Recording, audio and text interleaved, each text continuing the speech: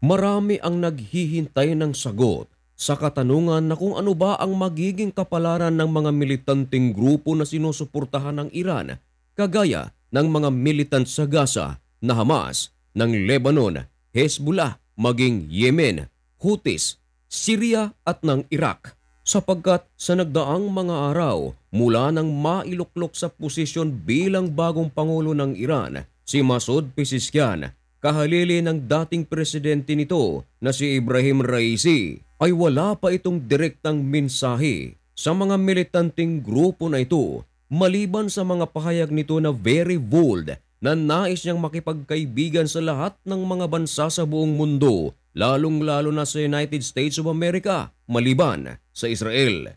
Ang rason ni Pezeshkian kung bakit nais niyang makipagkaibigan sa Amerika at mga Western countries, ito ay upang makaiwas daw ang Iran sa mga sanctions na ipinataw sa kanilang bansa. Naniniwala kasi si Pezeshkian na isa sa mga rason upang maiangat ang ekonomiya ng Iran, ito ay sa pamamagitan ng pakikipagkaibigan sa mga Western countries. Mismong mga militanteng grupo ay nababahala sa mga pahayag na ito ni Masoud Pezeshkian. Marami namang mga ordinaryong Iranian ang natuwa dahil sa mga pahayag ni Masoud Pezeshkian.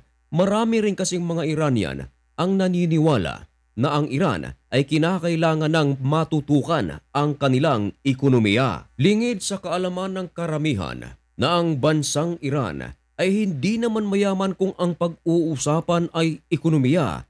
Nakakapagpundar ito ng mga armas pandigma at nakakapag-develop pa nga dahil sa tulong o suporta na ibinibigay ng Russia at ng China. Sa buwang ito, July 14, 2024, binasag na ni Masoud Pezeshkian ang katahimikan sapagkat nagbigay na ito ng mensahe direkta sa mga militanteng grupo na dating sinusuportahan ng presidente nito. Ano kaya ang kanyang mga naging mensahe sa mga militant group na ito?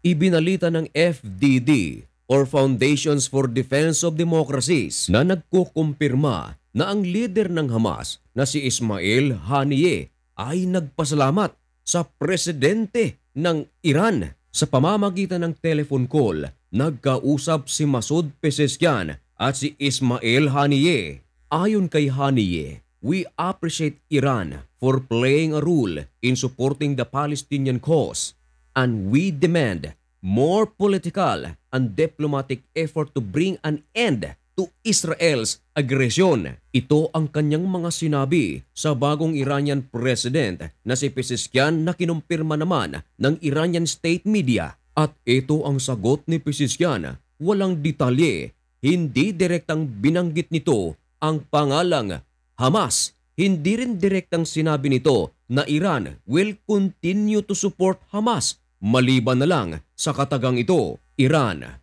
will pledge in comprehensive support for the oppressed people of Palestine. At may karugtong pa ang kanyang mga sagot.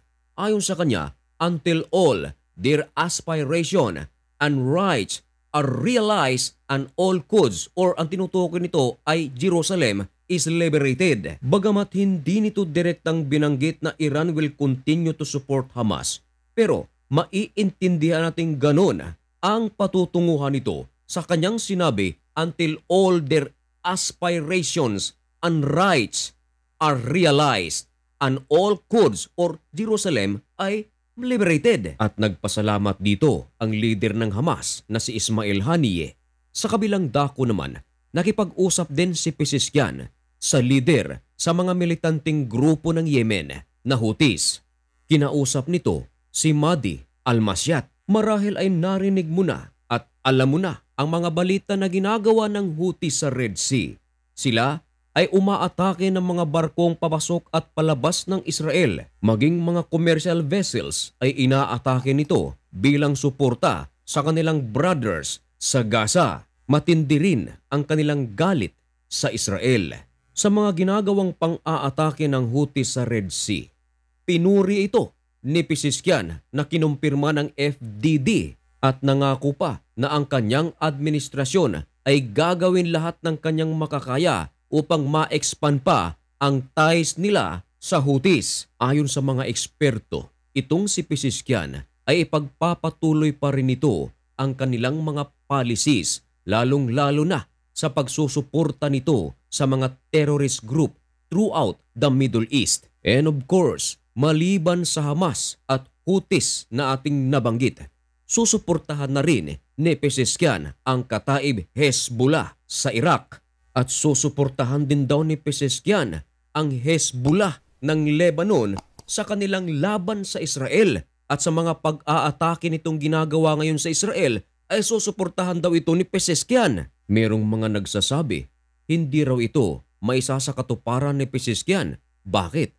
Dahil sa kanyang unang pahayag, mas priority pa nga niya ang pakikipagkaibigan sa Western country gaya ng United States of America na siya namang matalik na kaibigan ng Israel. Ngayon, kung susuportahan ni Pezeshkian ang Hezbollah na atakihin ang Israel at gayong makikipagkaibigan siya sa United States of America na kaibigan ng Israel, lalabas na walang mangyayari, lalo na sa kanyang hangad na umangat ang ekonomiya ng Iran dahil nangako ang United States of America na kung sino man ang aatake sa Israel ay aatakihin din ito. Gaya ng banta ni Joe Biden na aatakihin ang Hezbollah kung aatakihin nila ang Israel. At lalo na kung sakaling manalo itong si Donald Trump. Sakali lang naman mga kaibigan, nangako na kasi si Donald Trump na kung siya ang mananalo, wala raw makakagalaw sa Israel. Paano ngayon yan ang tulong na ibibigay ng Iran sa Hezbollah?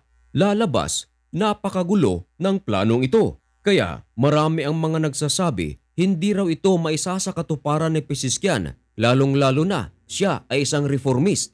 Nababatikos ngayon itong si Pezeshkian ng maraming mga Iranian dahil mula nang makaupo ito bilang Pangulo ng Iran ay wala pa raw itong inilalatag na mga konkretong plano para sa kanyang pag-upo. Marami din ang mga bumatikos sa kanya noong sumali ito sa isang religious activity at nag-spend ng maraming oras.